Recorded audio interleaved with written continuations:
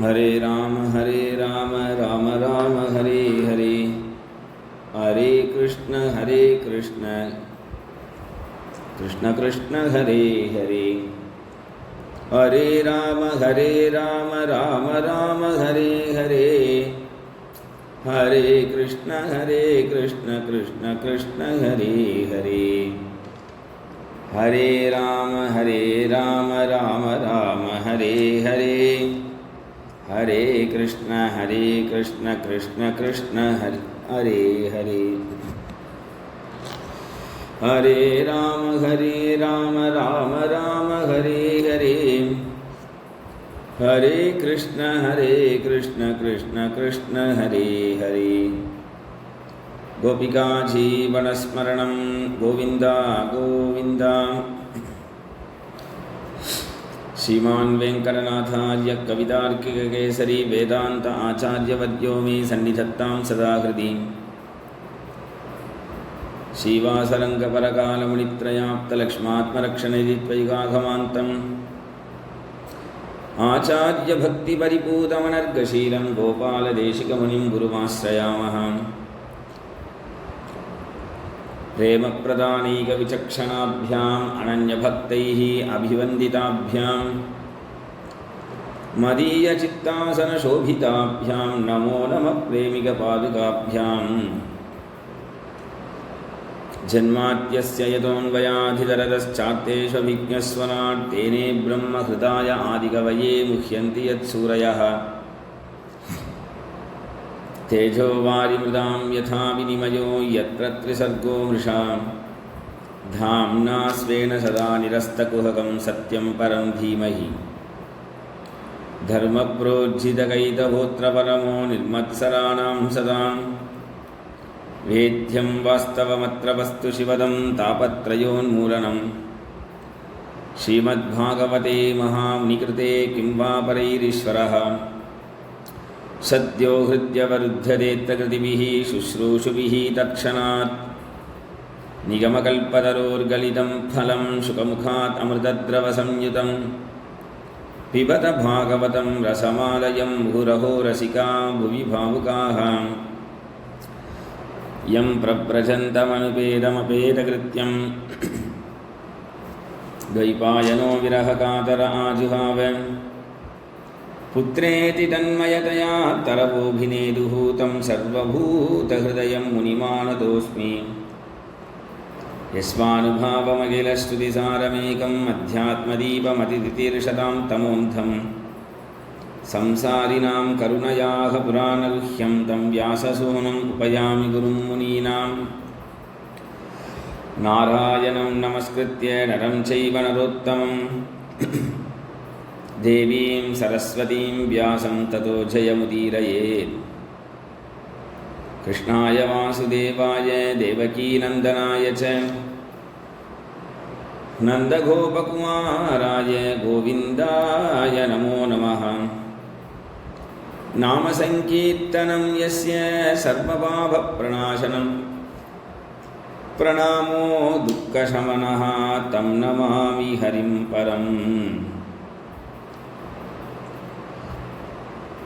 गोपिका जीवनस्मरणं गोविंद गोविंद।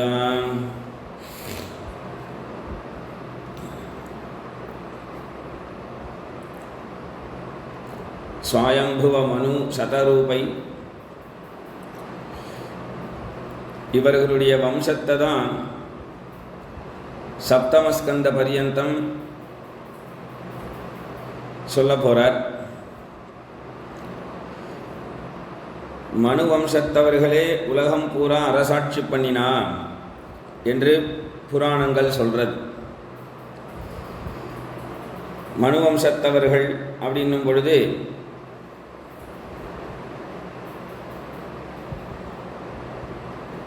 எங்கேயோ ஒரு இடத்துல இப்போ நம்ம இருக்கக்கூடிய இந்த தேசம் மனுக்களால் அரசாட்சி பண்ணப்பட்ட இடம். அந்த வம்சத்தவர்கள் தான் இன்றைக்கும் இருக்கா அப்படிங்கிறது இருக்கு.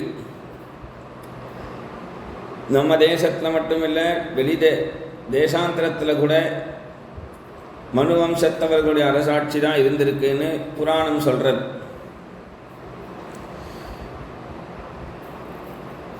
ஜம்புத்வீபம் அப்படின்ற தீபத்தில் பாரத வருஷம்னு சொல்லக்கூடிய ஒரு இடம் நம்முடையது. ஆசியா அப்படின்னு சொல்கிறோம். ஆசிய நாடுகள் அப்படின்னு சொல்லும் பொழுது அந்த ஆசிய நாடுகளில் ஜம்புத்வீபம்ங்கிறது இது. இதுபோல் பிளக்ஷத்வீபம்னு இருக்கு. ஜம்பு, பிளக்ஷம், ஷால்மலி, குஷ, கிரௌஞ்ச, சாக்கரத் தீபம் என்றெல்லாம் இப்படி தீபங்கள் எடுத்து ஆசியா முழுக்க நம்முடைய பாரத தேசத்தை சேர்ந்தது தான். இந்த 7 தீபங்கள் அடங்கின ஒரு பூலோகம் என்று சொல்லும் பொழுது இவை அனைத்தையும் மனு வம்சத்தவர்களே அரசாட்சி செய்தார்கள்.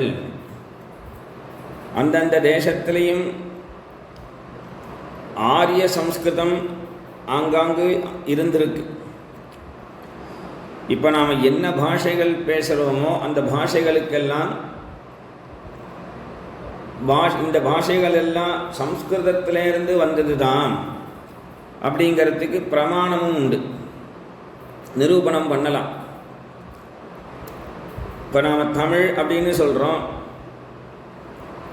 இதிகாச புராணங்களில் வரக்கூடிய ராமாயணமோ பாகவதமோ மகாபாரதமோ இதெல்லாம் சம்ஸ்கிருதம், அதனால் நாங்கள் ஏற்றுக்கொள்ளப்பட மாட்டோம் என்று சொன்னால், தமிழில் வரக்கூடிய காப்பியங்கள் 5 பெரும் காப்பியங்கள் இருக்கு. மணிமேகலை, சீவக சிந்தாமணி என்றெல்லாம் சொல்லும் பொழுது மணிமேகலை அப்படிங்கிற அந்த வார்த்தை மேகலா அப்படிங்கிறது தான் மேகலைன்னாச்சு. மேகலா அப்படிங்கிறது சமஸ்கிருத வார்த்தை. சீவக சிந்தாமணி அப்படின்னா சிந்தாமணிங்கிறது ஜீவக சிந்தாமணின்னு பேர். சிந்தாமணிங்கிறது சமஸ்கிருத வார்த்தை. அதுபோல மாதவன், கோவலன், சிலப்பதிகாரம் என்று சொல்லும் பொழுது சிலப்பதிகாரம் அப்படின்னா அந்த அதிகாரம் அப்படிங்கிறது சம்ஸ்கிருத வார்த்தை. இவர்கள் அந்த காவியம் காவியம் அப்படிங்கிறது தான் காப்பியம் என்று ஆச்சு. காப்பியம் கூட சம்ஸ்கிருத வார்த்தை தான். அந்த அதில் கோவலன் கோவலன் மாதவினா சொல்கிறா, கண்ணகி சொல்கிறா. கண்ணன் அப்படிங்கிறது தான் கண்ணம்மாங்கிறது சொல்லி கொஞ்சம் சொல்கிற வழக்கம், அதுதான் கண்ணகின்னு சொல்கிறது. பாரதியார் கூட சின்னஞ்சேரு கிளியே கண்ணம்மா செல்வ களஞ்சியமே, சின்னஞ்சேரு கிளியே கண்ணம்மா. கண்ணம்மா கண்ணம்மான்னு யாரை பாடுறார்? கிருஷ்ணனைத்தான் கொஞ்சி பாடுறார். கோவலன் அப்படிங்கிறது கூட கோபாலன் அப்படிங்கிற சொல்லுதான் கோவலன்னு ஆச்சு. அதனால சம்ஸ்கிருதம், ஆரிய சம்ஸ்கிருதம் பழங்காலத்திலிருந்து தொன்று தொட்டு வருது. எந்த பாஷை பழங்காலம் பழைய காலத்திலிருந்து இருக்கு, தமிழ் தமிழ்னு சொல்கிறாலோ அந்த தமிழ் பாஷைக்கும் ஆதாரம் சம்ஸ்கிருதம்தான். ஏன்னா நாமெல்லாம் இன்றைக்கும் சில வார்த்தைகள் சம்ஸ்கிருத வார்த்தைகளைத்தான் உபயோகப்படுத்தின்னு இருக்கோம். ஜுரம் அப்படின்னு சொல்கிறோம். ஜுரம்னு சொல்லும் பொழுது காய்ச்சல் அப்படின்னு மாற்றிட்டாத தமிழில். ஆனால் ஜுரம்னு சொல்கிற வார்த்தையும் உண்டு. ஜுரம் அப்படிங்கிறது சம்ஸ்கிருத வார்த்தை. பயமாக இருக்கு அப்படின்னு சொல்கிறா, பயமாக இருக்குங்கிற வார்த்தையும் சம்ஸ்கிருத வார்த்தை தான். அதனால் ஒரே துக்கமாக இருக்கு அப்படின்னு சொல்கிறா. ஒரே துக்கமாக இருக்குன்னு, துன்பமாக இருக்குன்னு யாரும் சொல்கிறது இல்லை. நிறையா பேர் ஒரே துன்பமாக இருக்கு அப்படின்னு நான் சொல்கிறா, துக்கமாக இருக்குன்னு தான் சொல்கிறேன். அப்போ அந்த துக்கம்னு சொல்லக்கூடிய வார்த்தையும் சம்ஸ்கிருதம் தான். எந்த தேசத்தில் நீங்கள் போனாலும் அந்த தேசத்தில் இருக்கக்கூடிய பாஷைக்கு ஒரு ஆதாரம் சம்ஸ்கிருதம் அப்படின்னு அவளே ஒத்துக்கிறா. அந்த ஆரிய சம்ஸ்கிருதம் சுவாயம்புவ மனுவினிடத்திலேருந்து வந்தது. சுவாயம்புவ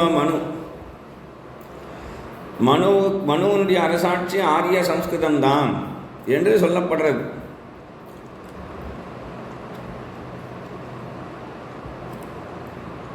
இவர்கள் சம்ஸ்கிருதத்தை ஏற்றுக்கொள்ளக்கூடாது என்று அவர்கள் ஒரு கடவுளை சொல்லி, அந்த கடவுளுக்கு அப்புறம்தான் உலகம் இருந்தது, கடவுளுக்கு முன்னாடி உலகம் இல்லை என்று குறுகிய மனப்பான்மையோடு அவ யோசிக்கிறார். ஆனால் இன்றைக்கும் அவர்கள் சொல்லக்கூடிய கிறிஸ்துன்னு சொல்லக்கூடிய கடவுளோ,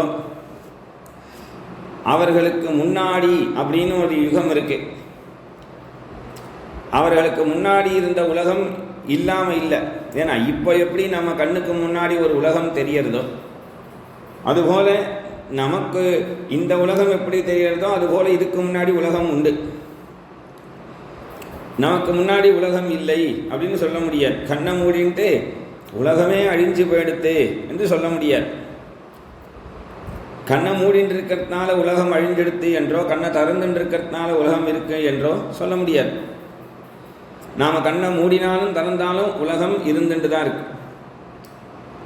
ஏன்னா ஆராய்ச்சியில் இமயமலையில் இருக்கக்கூடிய ஒரு பனிக்கட்டி, ஒரு கல் எடுத்து கூட அந்த மலை கற்கள் எவ்வளவு காலமாக இருக்கு அப்படின்னு ஆராய்ச்சி பண்ணியிருக்கா. அதுபோல் சமுத்திரத்தில் இருக்கக்கூடிய ஜலம் எவ்வளவு உப்பாக இன்னைக்கு இருக்குது, இதுக்கு முன்னாடி 1000 வருஷத்துக்கு முன்னாடி எவ்வளோ உப்பாக இருந்தது, எத்தனை வருஷக்கணக்காக அந்த உப்பினுடைய அளவு எப்படி அதிகரித்தது அப்படிங்கிறதையும் ஆராய்ச்சி பண்ணியிருக்கா.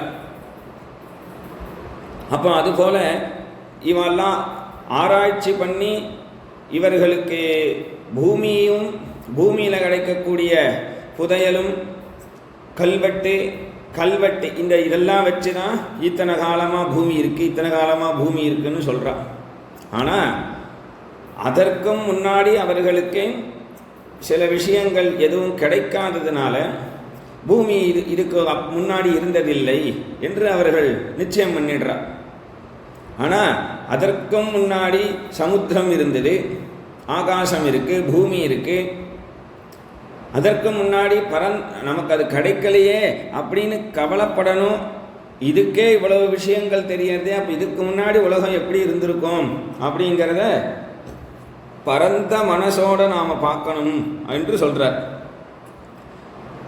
அப்போது ஒரு அரசாட்சி காலம், ஒரு சுவாயம்புவ மனு அவருடைய வம்சத்தில் வந்தவர்கள் தான் பூலோகத்தில் பூமி முழுக்க இருக்கக்கூடியவர்கள் என்று விஷயம் இங்க. அப்போ பூமி முழுக்க இருக்கக்கூடியவர்கள் எல்லாம் மனுவனுடைய வம்சத்தில் வந்தவர்கள் தான். அப்படிங்கிறதுனால தான் நமக்கெல்லாம் மனிதர்கள், மனு அப்படிங்கிறது தான் மனிதன் என்று ஆச்சு. நம்முடைய தேசாந்தரத்தில் மனு அப்படிங்கிறது திரிஞ்சு தான் மேன் அப்படின்னு ஆச்சு. அப்போ மனிதர்கள் அப்படின்னு சொல்லணும்னா மனுவனுடைய வம்சத்தில் வந்தோங்கிறதுனால தான். அதனால் லோகம் பூரா சம்ஸ்கிருத பாஷை ஆதி காலத்திலிருந்து உண்டு, அதிலிருந்து தான் மற்ற பாஷைகள் வந்தது அப்படிங்கிறது தான் இதுக்கு பிரமாணம்.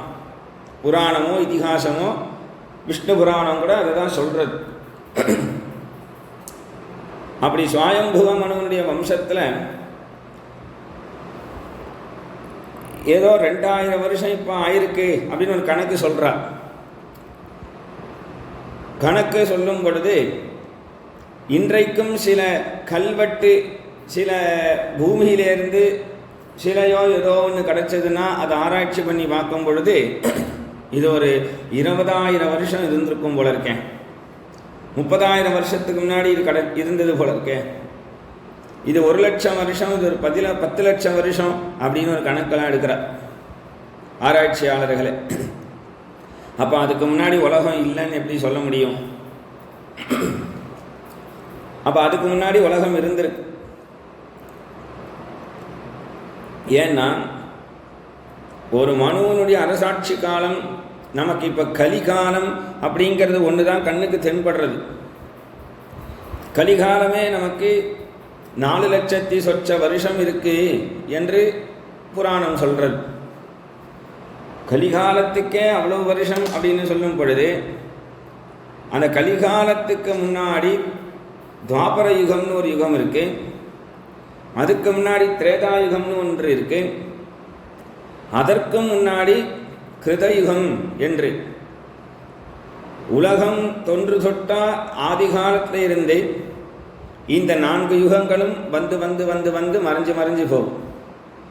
கிருதயுகம், திரேதாயுகம், துவாபரயுகம், கலியுகம், கிருதயுகம், திரேதாயுகம், துவாபரயுகம், கலியுகம் என்று இதுக்கு ஒரு சதுர்யுகம்னு பேர். இந்த மாதிரி சதுர்யுகம் 71 சதுர்யுகம் இருந்தால் ஒரு மனுவனுடைய அரசாட்சி. அப்போ 71 சதுர்யுகம் ஒரு மனு அரசாட்சி அப்படின்னு சொன்னால், இதுபோல் பிரம்மாவுக்கு ஒரு கணக்கு உண்டு. பிரம்மாவுக்கு ஒரு கணக்கு உண்டு. 2000 சதுர்யுகம் பிரம்மாவுடைய ஒரு நாள் அப்படின்னு சொல்லி, பிரம்மாவுக்கு ஒரு நாளாக. நமக்கெல்லாம் ஒரு நாள் அப்படிங்கிறது 24 மணி நேரம். ஆனால் பிரம்மாவுக்கு ஒரு நாள் அப்படிங்கிறது 2000 சதுர்யுகம் சொல்லப்படுறது. அப்போ 2000 சதுர்யுகம் தான் ஒரு நாள் அப்படின்னு சொன்னால், அந்த மாதிரி பிரம்மா கடந்து கடந்து கடந்து இப்போ 50 வயசு ஆகிட்டு தான் பிரம்மாவுக்கு. அவருக்கு மொத்தம் 100 வயசு தான். அதில் 50 வயசு முடிஞ்சு போயிடுத்து, இப்போ 51வது வயசுலேருந்து ஆயிட்டு இருக்கு. அதனால தான் திபராத்தாவசானே அப்படின்னு சொல்கிறோம். அப்போ பிரம்மாவுக்கு அவ்வளவு யுகங்கள் இருக்கு. அப்போ அந்த கணக்கெல்லாம் எடுத்து பார்க்கும் பொழுது இந்த உலகம் எப்பொழுது உண்டாச்சுன்னே தெரியாது. இந்த ஒரு பிரம்மா சொல்கிறோம் 100 வயசு, இதுபோல 1000 பிரம்மாக்கள் வந்திருக்கான்னு பாகவதம் சொல்கிறது. 1000 பிரம்மாக்கள் வந்திருக்கா, 1000 பிரம்மாக்கள் மறுபடியும் வரப்போகிறான். இவர்கள்லாம் தோன்றி தோன்றி மறைவார்கள். அப்போ இந்த கணக்கெல்லாம் எடுத்துட்டு பார்த்தோம்னு சொன்னால், மனுவனுடைய அரசாட்சி காலத்தில் இப்போ நாம் சுவயம்புவ மனுன்னு சொன்னோம். அதுக்கப்புறம் சுவயம்புவம், உத்தமம், தாமசம், ரைவதம், சாக்ஷுஷம் என்றெல்லாம் நிறைய மனுக்கள், மொத்தம் 14 மனுக்கள் இருக்கா இந்த மன்வந்தரத்தில். இவர்கள் ஒவ்வொருத்தரும் 71 சதுர்யுகம் அரசாட்சி பண்ணுவா என்று பாகவதம் சொல்றது. அதனால சம்ஸ்கிருதம் அடிப்படையா இருந்திருக்கு அப்படிங்கிறதுக்கு இந்த ஒரு புராணத்தில் சொல்லக்கூடிய இந்த விஷயமே நமக்கு போதுமானது. ஒரு ஆராய்ச்சி பண்ணினாலும் சம்ஸ்கிருதம் இல்லை அப்படின்னு சொல்லிட முடியாது. சம்ஸ்கிருதத்தை வெறுக்க வானா முடியுமே தவிர இல்லைன்னு சொல்ல முடியாது. சுவயம்புவ மனு அவருடைய வம்சத்தில் வந்தவர்கள் தான் அப்படிங்கிறதுனால இப்போ சொன்னோம் மனிதர்கள் அப்படின்னு. மனிதர்கள் அப்படிங்கிறதுனால முதல்ல உலகத்தில் மனிதர்கள் அப்படின்னு பிறந்ததே சுவயம்புவ மனு சதரூபை தான். அந்த சுவயம்புவ மனுவிற்கு சதரூபைக்கும் பிரியபிரதன், உத்தானபாதன், ஆகூதி, தேவகூதி, பிரசூதி என்று 3 பெண்கள் 2 புத்திரர்கள் பிறந்தார். பிரியபிரதோத்தானபாதோ திஸ்ர கன்யாஸ்ச பாரத ஆகூதிர் தேவகூதிஸ்ச பிரசூதிரிதி சத்தம ஆகூதிம் ருச்சயே பிராதாத் கர்தமாயது மத்யமாம் தக்ஷாயாதாத் பிரசூதிம் ச யத ஆபூரிதம் ஜகத். ஆகூதி அப்படிங்கிறவள ருச்சி என்கின்ற ஒருத்தருக்கும், பிரசூதி அப்படிங்கிறவள தக்ஷ பிரஜாபதிக்கும், தேவகூதி என்கின்றவளை கர்தம பிரஜாபதிக்கும் திருக்கல்யாணம் பண்ணி கொடுத்திருக்கார் மனு. அதனுடைய விஷயங்களை இப்போ பார்க்க போகிறோம். ஸ்வயம்புவ மனு சதரூபைய பிரம்மா படைச்சார். பிரம்மாவுடைய சிருஷ்டியை சொல்லிட்டோம் ஏற்கனவே.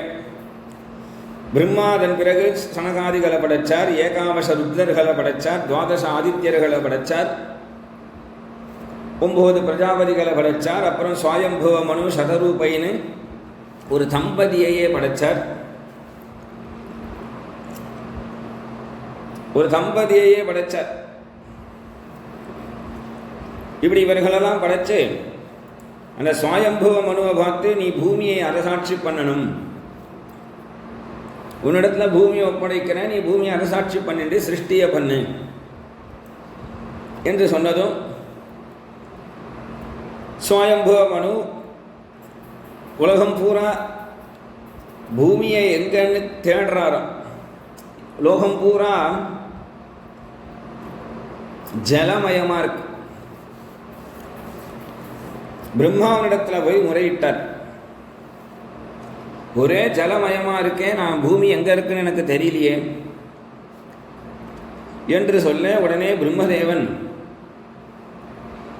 அவருக்கு ஒரு கஷ்டம், கவலை, பிரச்சனை அப்படின்னு சொன்னா பெருமாளை தான் தியானம் பண்ணுவார். பரமேஷ்டித்வபாம் மத்தியே ததாசன்னாம் அவேக்ஷகாம் கதமேனாம் சமுன்னேஷ்ய இதி தத்யௌ தியாசிரம். பிரம்மதேவன் உடனே பகவானை தியானம் பண்ணினார்.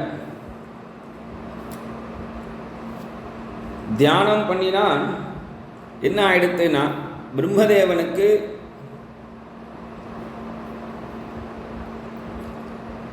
பொறை ஏறிடுத்தான். நம்ம சாப்பிடும் பொழுது ஏதாவது ஒரு பருக்க பொறை ஏறிடுத்துனா உடனே மூக்கு வழியாக நமக்கு அந்த பருக்க விழுந்துடும், தும்மி இலும்பி வந்துடும். அது அதுபோல பிரம்மதேவன் எதுவும் சாப்பிடலை, இருந்தாலும் தபசு பண்ணும் பொழுது பொறை ஏறிடுத்து. அப்போ அவர் மூக்கு வழியா ஏதோ ஒன்று வந்து விடருது. இத்யவித்யாயதோ நாசா விவராட் சகசானக வராகதோகோ நிரகாத் அங்குஷ்ட பரிமாணகா. பிரம்மாவுடைய மூக்கில் இருந்து கட்டவரல் சைஸில் ஒன்று வந்து விடருது. என்னன்னு பிரம்மா அப்படி எட்டி பார்க்கிறார். உடனே பெருமாள் வந்திருக்கிறது யாருன்னா வராக பெருமாள், ஆதி வராகன், யஜ்ஞ வராகன், பூவராகன்,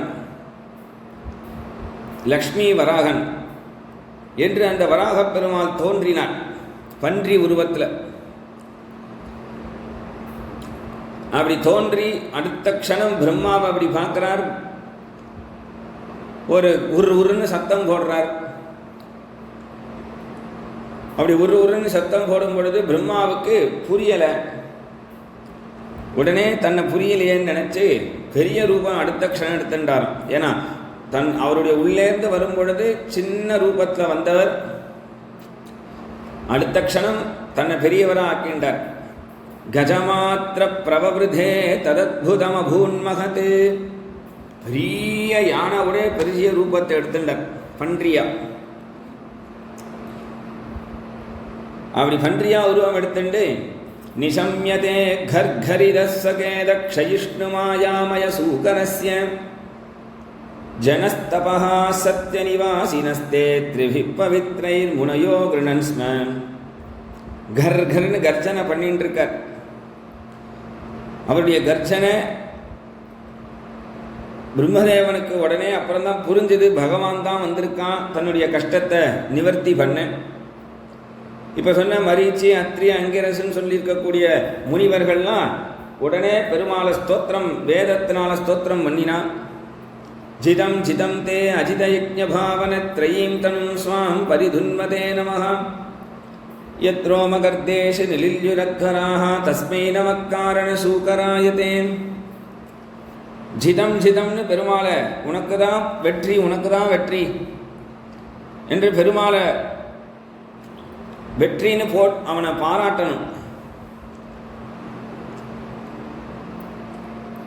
பெருமாள், அதாவது பெருமாளுக்கு எது ரொம்ப பிடிக்கும்னு சொன்னால், பெருமாள்கிட்ட போய் ரக்ஷமாம் பாகிமாம் என்னை காப்பாத்து அப்படின்னு சொல்கிற ஸ்தோத்திரத்தை விட பெருமாளுக்கு ஜெய ஜெயா அப்படின்னு சொன்னால் அந்த ஸ்தோத்திரம் ரொம்ப பிடிக்குமா. அதனால ஜெய ஜெயான்னு சொன்ன ஸ்தோத்திரம் தான் பிடிக்கும் என்கின்றதுனால ஜிதம் ஜிதம் ஜிதம் அன்றி இவ்வுலகம் அளந்தாய் அடி போற்றி, சென்றங்கு தென்னிலங்கை செற்றார் திரள் போற்றி, பொன்றச் சகடமுடை முதைத்தாய் புகழ் போற்றி, கன்று குணிலாய் எரிந்தாய் கழல் போற்றி என்று போற்றி போற்றின்னு வருதுவான்.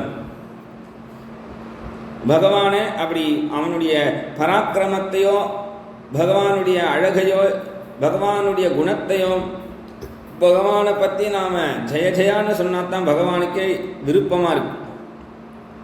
பகவான்கிட்ட போயிட்டு அழுதுண்டு இருந்தா பகவான் பார்க்குறேன், நான் எப்பளவு ஆனந்த ஸ்வரூபனாக இருக்கேன், என்னை பார்த்து நீ ஆனந்தப்பட வேண்டி இருக்க, அழுதுன்றிருக்கிய அசடு என்று பகவான் கோச்சுக்கிறான். அதனால ஜிதம் ஜிதம் தே அஜித யஜ்ஞ அஜிதன், பகவானுக்கு அஜிதன்னு பேர். அஜிதன்னா என்னன்னா யாருடைய வயிற்றிலையும் ஜனிக்காதவன், பிறப்பிறப்புக்கெல்லாம் அப்பாற்பட்டவன். பிறப்பிறப்புலாம் நமக்கு இருக்கு அப்படிங்கிறதுனால தான் நமக்கெல்லாம் ஜீவன்னு பேர். நாமெல்லாம் பிறக்கிறோம் இறக்கிறோம் பிறக்கிறோம் இறக்கிறோம். பகவானுக்கு பிறப்பிறப்பு கிடையாது. திரையீந்தனும் ஸ்வாம் பரிதுன்மதே நம. அந்த பன்றி உருவத்தில் கர்ஜனை பண்ணிண்டு அப்படி கர்ஜனை பண்ணிட்டு இருக்கக்கூடிய பகவான் தமால நீலம் சிதகந்த கோட்டியா க்ஷ்மாம் உக்ஷிபந்தம் கஜலீலயாங்க. தமால நீலம் சிதகந்த கோட்டியா இவர்கள் விரும்பிட்டதுனால அந்த வராகப் பெருமாள் சமுத்திர பிரளய ஜலத்துக்குள்ள பிரவேசம் பண்ணினாராம். அப்படி பிரவேசம் பண்ணி பூமி எங்க இருக்கு அப்படிங்கிறத தேடிட்டு போறார். பூமி எங்க இருக்கு அப்படின்னு சொன்னா ஹிரண்யாக்ஷகன் அப்படிங்கிற ஒரு அசுரன் அந்த பூமியை மறைச்சு வச்சுட்டு இருக்கான். அந்த ஹிரண்யாக்ஷகன் லோகம் பூரா யுத்தத்துக்கு போனான், தேவர்களை எதிர்த்து யுத்தத்துக்கு போனான், எல்லாரையும் ஜெயிச்சான். வருண பகவான்கிட்ட போனா வருணன் சொன்னார், உனக்கு சமமான பலம் பகவான் ஸ்ரீமன் நாராயணன் இடத்துல தான் இருக்கு, நீ அவரிடத்துல போய் யுத்தம் பண்ணு, முடிஞ்சா அவரை ஜெயிச்சு காமி என்று சொன்னான். அந்த பகவான் நாராயணனை தேடிண்டு புறப்பட்டு வரும் பொழுது எதிர்க்க நாரதர் வந்தார்.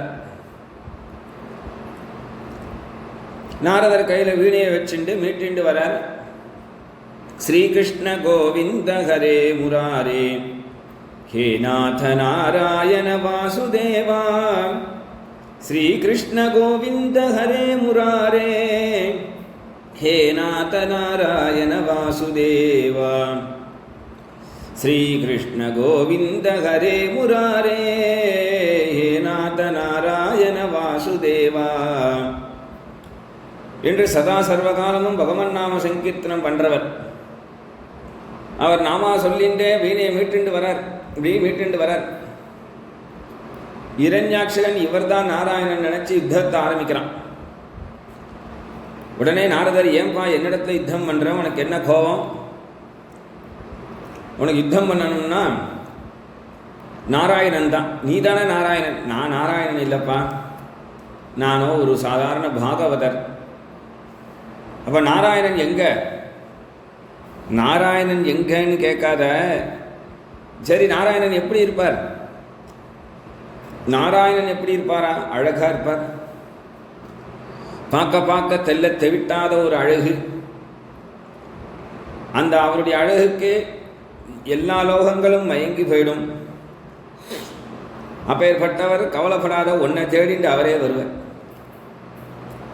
என்று சொல்லியிருக்கிறதுனால வராகப் பெருமாள் இரண்யாட்சகனை எதிர்த்துண்டு வந்தார். ஒரு பன்றி உருவத்தில் பெரிய ரூபத்தில் கோரை பற்களோட அவர் அப்படி நாக்க அப்பப்போ அப்படி இப்படி சுழட்டிண்டு நாக்க சுழட்டிண்டு நாக்கு தான் அந்த அதாவது வராகமே ஒரு தத்துவம்னு சொல்லியிருக்கு. வராகப் பெருமானுடைய 4 கால்களும்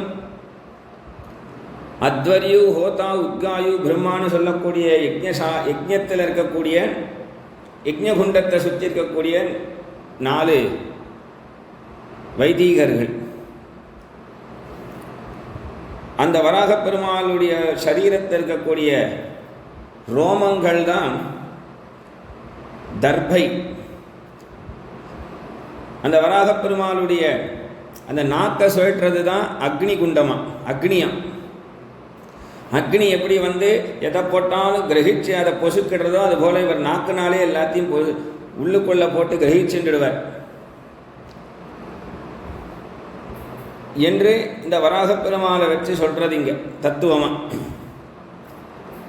அவர் எதிர்த்து யுத்தத்துக்கு வா, என்னோட யுத்தம் பண்ணு என்று சொல்லி இரண்யாட்சகனோட சண்டை போடுறார். இரண்யாட்சகன் சொன்னால், நான் விஷ்ணு பகவானை தேடிட்டு போகிறேன், நீ என்ன ஒரு பன்றியா இருக்கியேன்? ஆமாம், நான் பன்றி தான். நீங்கள் யாரு? நான் தான் விஷ்ணுன்னு. நாராயணன் நான் தான். நாராயணன் அழகா இருப்பார்னு சொன்னாரே. நான் என்ன அழகுன்னு யாரு தெரிஞ்சு பார்க்குறார்களோ அவளுக்கு அழகாக தெரியும்.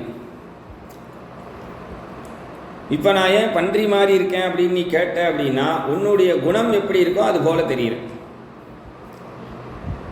நான் இருக்கிறது ஒரே மாதிரி தான், அது பார்க்குறவாளுடைய கண்ணோட்டத்தை பொறுத்து இருக்கு. ஏன்னா கடவுள்னு சொன்னால் கடவுள், கடவுள் இல்லைன்னு சொன்னால் கடவுள் இல்லை, அஸ்தின்னு சொன்னாலும் அஸ்தி, நாஸ்தின்னு சொன்னாலும் நாஸ்தி. நீ அஸ்தின்னு சொல்கிறதுனால நான் அதுக்காக ஏதோ தனித்து ஏதோ ஒரு இதுவாக ஒன்னிடத்துல சக்தியை காட்டணுன்னோ, நாஸ்தின்னு சொன்னதுனால சக்தியை காட்டாமல் இருக்கணுன்னோ அப்படிலாம் இல்லை.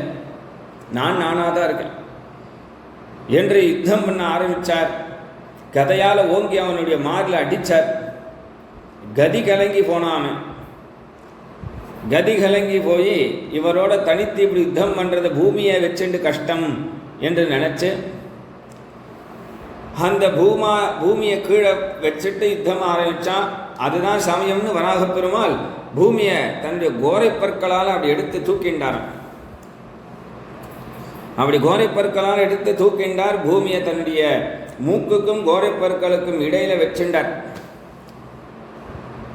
அப்படி இடையில வச்சுண்டு பூமியை லோகத்துக்கு ஜலத்திலேருந்து வெளிப்படுத்தினார் வராகப் பெருமாள். இன்றைக்கும் பூமி ஒரே நேர்கோட்டில் சுத்துறது அப்படின்னு சொன்ன, எவனோ ஒருத்தன் என்னமோ ஒரு ஆப்பிள் அப்படி தூக்கி போட்டான், கீழே வந்தது, கிராவிட்டின்னு கண்டுபிடிச்சன்னு புத்திசாலி பேசுகிறான். ஆனால் இதுக்கு காரணம் சங்கர்ஷண பகவான்னு பாகவதம் என்னைக்கோ சொல்லிடுது. பாகவதத்தை என்னைக்கோ சொல்லிடுது. ஏன்னா எதையுமே ஆக்கர்ஷிக்கிறது.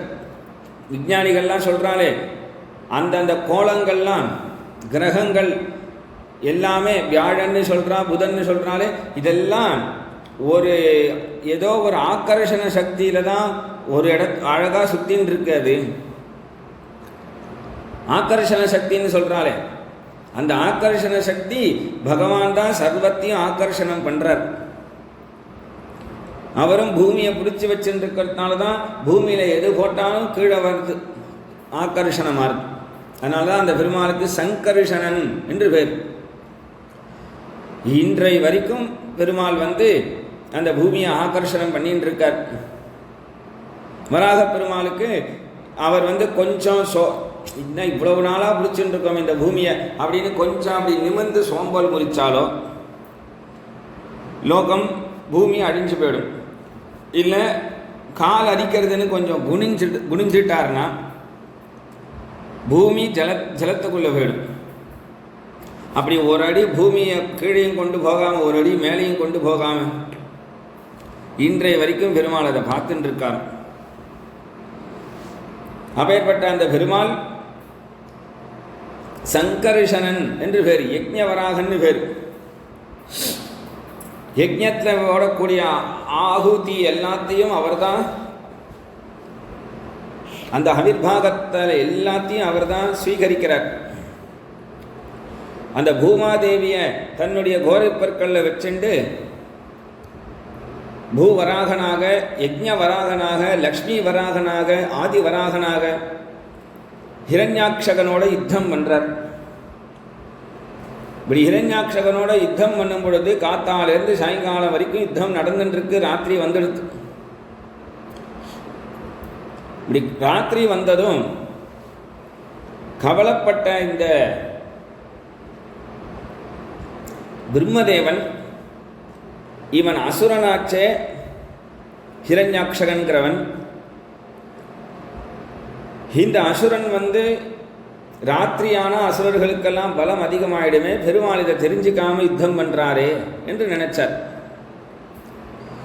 ஹிரண்யாக்ஷகன் அப்படிங்கிற அசுரன் எப்படி வந்தான் என்று கேட்டால், நாம 9 பிரஜாபதிகள் சொன்னோம். அதில் கஷ்யப பிரஜாபதி அப்படிங்கிறவர், கஷ்யப பிரஜாபதிக்கு திதி, அதிதி, தனு, காஷ்டா, சுரசா, இலா அப்படின்னு 2 மனைவி. அதில் அதிதிங்கிற மாதாவினிடத்தில் மூலமாக தேவர்களெல்லாம் பெற்றெடுத்தார். திதியினிடத்தில் அசுரர்கள். எப்படின்னா,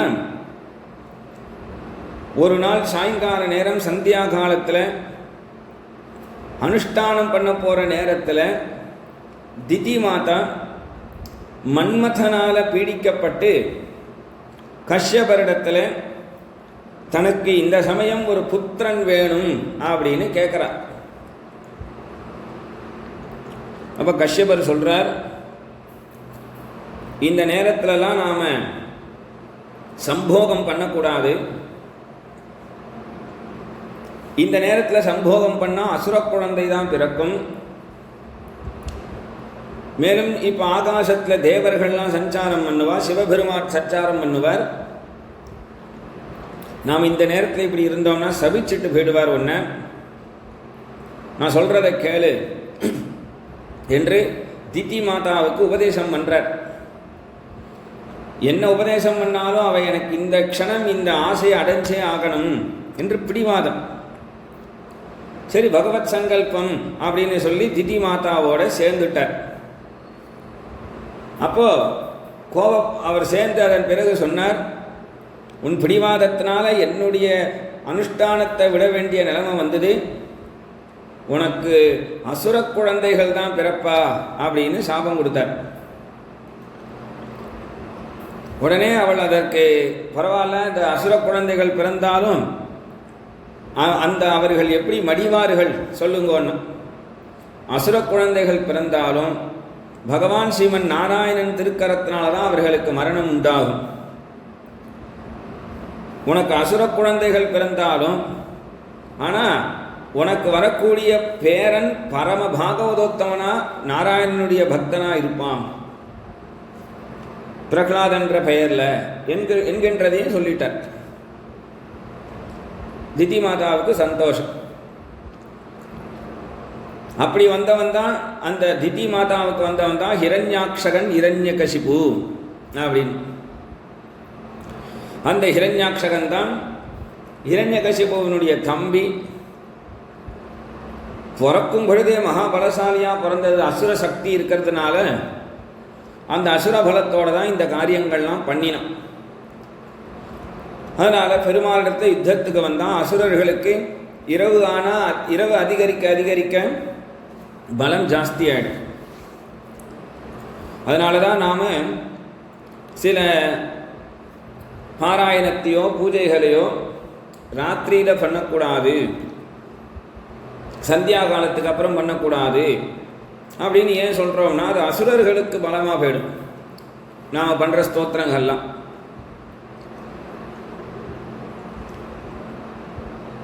சில பூஜைகளை சாஸ்திரமே அனுமதிக்கிறது. இப்போ நரசிம்ம ஜெயந்தி வந்திருக்கு அப்படின்னா சாயங்காலத்தில் தான் நரசிம்மருக்கு பூஜை பண்ணணும், சந்தியா காலத்தில் தான். கிருஷ்ண ஜெயந்தி வந்திருக்குன்னா நடுராத்திரி தான் பண்ணணும். சிலது சாஸ்திரமே அந்த நேரத்தில் அதை அனுமதிக்கிறது. அனுமதிக்கிற விஷயத்தில் என்ன வேணா பண்ணலாம், அனுமதிக்காத விஷயத்தில் பண்ணினா என்ன அப்படின்னு விதண்டாவாதம் பேசலாமே தவிர ஆனால் எந்த பிரயோஜனமும் இல்லை. உலகத்தில் எல்லாரும் நினைக்கிறா நாம் விதண்டாவாதம், நாம் பேசி ஒரு கேள்வியை கேட்டுட்டோம்னா பதில் சொல்ல முடியாது, ஏன் உட்காந்து சாப்பிடணும், நின்றுண்டு சாப்பிட்டா தப்பா என்றெல்லாம் நம்ம என்னமோ புதுசாக கேள்வி கேட்குற மாதிரி நினச்சிட்டுடுவோம். ஆனால் நீ உட்காந்து சாப்பிடணும், நின்றுண்டு சாப்பிட்டா தப்பு அப்படின்னு உனக்கு நின்றுண்டு சாப்பிட்றவனுக்கு இதை சொல்லலை, உட்காந்து சாப்பிட்றவாளுக்கு தான் இதை சொல்லி.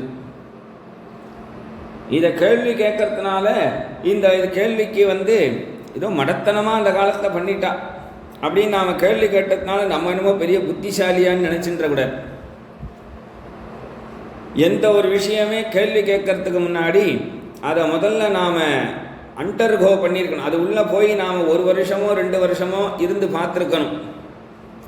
அப்போ தான் நாம் அதை பேசுறதுக்கே தகுதி. அதனால இந்த இடத்துல ஹிரண்யாக்ஷகன் அப்படிங்கிறவன் ராத்திரி ஆக ஆக அவனுக்கு அதிக பலம் வர்றது. பெருமாள் பிரம்மதேவன் கவலைப்பட்டார். பிரம்மதேவன் கவலைப்பட்டதும் பெருமாள் இவனை வதம் பண்ணுறதுக்கு ரொம்ப நேரம் ஆகாதுபா என்று சொல்லி தன்னுடைய சுதர்சன சக்கரத்தை எடுத்து அந்த ஹிரண்யாக்ஷகனை வதம் பண்ணிட்டார். வதம் பண்ணினதும் அவன் சத்கதி அடைகிறான். ஏதௌதோ பார்ஷதோ அஸ்ய சாபாத்யாதாவ சத்கதிம் புனக்கதிபயை ஸ்தானம் பிரபத்யே தேக ஜன்மபிஹி. இந்த ஹிரண்யாக்ஷகன் இரண்யகசிப்பு ஏன் வந்தாங்கிறதுக்கும் ஒரு கதை உண்டு. அதை சப்தமஸ்கந்தத்தில் கேட்டுக்கலாம். பிரகலாத சரித்திரத்தில் அதுக்கு பதில் வரும். ஹிரண்யாக்ஷகன் அப்படிங்கிறவனை வதம் பண்ணி பூமியை உத்தாரணம் பண்ணி உடனே தேவர்கள்லாம் புஷ்ப வருஷம் பண்ணி நமோ நமஸ்தே அகில யஜ்ஞ தந்தவே ஸ்திதோ கிரஹீதாமலம் சத்வமூர்த்தயே திஷ்டியாஹதோயம் ஜகதாம் அருந்துதா தொத்பாத பக்தியா பயமீஷ நிர்பிருதாக. பெருமாளை ஸ்தோத்திரம் பண்ணினா, யஜ்ஞங்களுக்கெல்லாம் சுவாமியாக இருக்கக்கூடியவரே உமக்கு நமஸ்காரம், நமோ நமஹா நமோ நமஹான்னு. சத்வமூர்த்தியான உனக்கு நமஸ்காரம், அகில சத்வமூர்த்தையே அமலமா மலமே இல்லாதவரான உமக்கு நமஸ்காரம். ஏன்னா திருப்பானாழ்வார் பெருமாளை பாசுரம் பண்ணும் பொழுது 11 பாசுரம் தான் பண்ணினார். அதில் அமலன் விமலன் அப்படின்னு ஆரம்பிச்சுட்டார். அமலனாதிப்பிரான் அடியார்க்கென்னை ஆட்படுத்திய விமலன் என்று அமலன் விமலன் நிமலன் நின்மலன் நீர்மலன் என்றெல்லாம் பெருமாளை மலமே இல்லாதவன் அப்படிங்கிறதுக்கு எப்படி விதவிதமாக பேசினார் பாருங்க. பெருமாள் அப்படி வராக பெருமாள் அந்த பூமியை நிலைநிறுத்தினார். அதில் ஸ்வயம்புவ மனு சதரூபை என்கின்ற தன் மனைவியோட ஆகூதி தேவகூதி பிரசூதி என்கின்ற 3 பெண்களோட கூட பிரியப்பிரதன் உத்தானபாதன் என்று 2 புத்திரர்களோட கூட அரசாட்சி பண்ணினார். அந்த ஸ்வயம்புவ மனுவனுடைய வம்சத்தில் தான் இப்போ சொல்லக்கூடிய சரித்திரங்கள் எல்லாம் வரப்போகிறது. பிரம்மாவுடைய சிருஷ்டியில் மரீச்சி அத்ரி அங்கிரசன் சொல்லக்கூடிய இந்த பிரஜாபதிகளுடைய கதையையும் இப்போ அடுத்ததெல்லாம் சொல்ல போகிறா. வராகப் பெருமாள் பூமியை நிலைநிறுத்தினதுனால தான் பூமி அதில் ஸ்வயம்புவ மனு அருமையான அரசாட்சி பண்ணினார். இவர்களுடைய சிருஷ்டி அப்படிங்கிறது ஏதோ ஒரு ஸ்திரீ புருஷன் சேர்ந்ததுனால உண்டாகக்கூடிய சிருஷ்டி இல்லை, எல்லாமே மானச சிருஷ்டி. மானச சிருஷ்டி தான். மனசில் இவ்வளவு பிரஜைகள் உற்பத்தி ஆகணும் அப்படின்னு நினச்சா உற்பத்தி ஆகிடுவான். அப்பேற்பட்ட அந்த மானச சிருஷ்டி எப்படி வரும்னா தபோபலத்தினால வரும். மனசை அடக்கி இந்திரியங்களை அடக்கி தபசு பண்ணினா ஒருத்தர் தான், பகவானை பார்த்து பிரத்யக்ஷமாக பார்த்தவா ஒருத்தரால் மட்டும்தான் இதெல்லாம் சாத்தியமாகும். சாமானிய மனுஷனுக்கு சிருஷ்டினா என்னன்னு தெரியாது. ஒரு விஷயத்தை வேணால் அழிக்கிறதுக்கு வேணால் தெரியும். ஒரு வஸ்துவை, நன்னா இருக்கிற வஸ்துவை அதை உடைச்சி அழிக்கலாம் வேணால் முடியும். ஆனால் அதை கட்டி காப்பாற்றுறதோ அதை உருவாக்குறதோ தெரியவே தெரியாது. ஏன்னா பிரம்மா சிருஷ்டி பண்ணினார் அப்படின்னும் பொழுது கிளியை உண்டாக்கினார், குயிலை உண்டாக்கினார், மயிலை உண்டாக்கினார். இப்படி ஒரு நாளைக்கு 84 லட்சம் ஜீவகோடிகளை பிரம்மதேவன் உண்டாக்குறார், சிருஷ்டி பண்றார். 84 லட்சம் ஜீவகோடிகளை பிரம்மதேவன் உண்டாக்குறார்னு சொல்லும் பொழுது அந்த ஜீவகோடிகள் அனைத்தையும் எப்படி பிரம்மா பண்ணுவார்? ஒரு மண் எடுத்து ஜலத்தை கொட்டி அதை ரெண்டுத்தையும் பிசைஞ்சு அதை ஒரு பொம்மையை ஆக்கி அதை கிளி மாதிரி ஆக்கி குயில் மாதிரி என்னைக்கு நடக்கும் இது? அப்போ இதெல்லாம் பிரம்மதேவனுடைய சக்தி. கிளி இப்படி உண்டாகணும், குயில் இப்படி உண்டாகணும்னு அந்த வேத மந்திரத்தை சொன்னால் தானே வந்துடும், தானே வந்துடும். இது மாதிரி ஒரு மனுஷன் இன்னைக்கு ஒரு சிருஷ்டியை பண்ணிட முடியுமா? எவ்வளவு ஆராய்ச்சியாளர்கள் இருக்கா! இன்றைய வரைக்கும் ஒரு புதிய மனிதனை ஆராய்ச்சியாளர்கள் கண்டுபிடித்தார்கள் அப்படின்னு இல்லையே. அவன் எங்கேருந்து கண்டுபிடிக்கிறது? அவெல்லாம் டெஸ்ட் டியூப் பேபின்னு ஒன்று சொல்கிறா. அதையும் வியாசர் மகாபாரத காலத்திலேயே பண்ணிட்டு போயிட்டார். வியாசர் கௌரவர்கள் 100 பேரையும் 100 பானையில் சக்தியை கொண்டு வந்து வச்சு அதை பிரித்து அதை அடை காக்கிற மாதிரி காத்து அப்புறம் ஒரு காலத்துக்கு அப்புறம் குழந்தைகளை உண்டு பண்ணினார். இந்த டெஸ்ட் டியூப் பேபி சிஸ்டம் எல்லாம் அப்போவே வியாசர் முன்னாடியே தன்னுடைய சக்தியை கொண்டு பண்ணிட்டார். அதனால் புதுசாக ஆராய்ச்சியாளர்கள் ஏதோ ஒன்றத்தை கண்டுபிடிச்சிட்டாங்கிறதெல்லாம் ஏற்கனவே என்ன அர்த்தம்? ஆராய்ச்சிங்கிறதுக்கு இங்கிலீஷில் என்ன சொல்லியிருக்கா பாருங்க, ரிசர்ச்ன்னு சொல்லியிருக்கா. Research, research. அப்போ ரீசர்ச் அப்படிங்கிறது என்ன அர்த்தம்? ஏற்கனவே இருக்கிறது காணாமல் போனதை தான் தேடி கண்டுபிடிக்கிறாய். இவெல்லாம் புதுசாக ஒன்றும் கண்டுபிடிக்கணும். அதனால் புதுசாக கண்டுபிடிக்கிற அளவுக்கு இவளுக்கு அறிவு அவ்வளவு போராது. எல்லாமே அறிவு பெருமாளிடத்துலேருந்து தான் வந்தது. இவளுடைய அறிவு பரிமிதம் என்று சாஸ்திரம் சொல்லியிருக்கு. பரிமிதம்னா அவளுடைய சக்தி ஒரு அளவுக்கு உட்பட்டது தான். ஆனால் பகவானுடைய அறிவுங்கிறது, மகான்களுடைய அறிவுங்கிறது, தபசு பண்ணி ஞானத்தை அடைஞ்ச அவர்களுடைய அறிவு அப்படிங்கிறது அபரிமிதம். அது வந்து சமுத்திரம் மாதிரி, எவ்வளவு ஞானம் இருக்குன்னே சொல்ல முடியாது. அதனால் சுவயம்புவ மனு சதரூபை இவர்களை கொண்டு பூமியினுடைய சிருஷ்டியை பெரிதாக்கணும் என்று பிரம்மா சொன்னதுனால சுவயம்புவ மனு அந்த காரியத்தை பண்ணினார். வராக பெருமாள் பூமியை நிலைநிறுத்தினதுனால வராக அவதாரம் நடந்து இரண்யாட்ச வதம் முடிஞ்சு சுவயம்புவ மனு அரசாட்சி பண்ணுறார் என்கின்ற இந்த சரித்திரத்தோட இன்றைய உபன்யாசத்தை நாம் நிறுத்திப்போம். நாளைக்கு கபில உபாக்கியானத்தை சிரவணம் பண்ணலாம். கோபிகா ஜீவனஸ்மரணம். கோவிந்தா கோவிந்தா.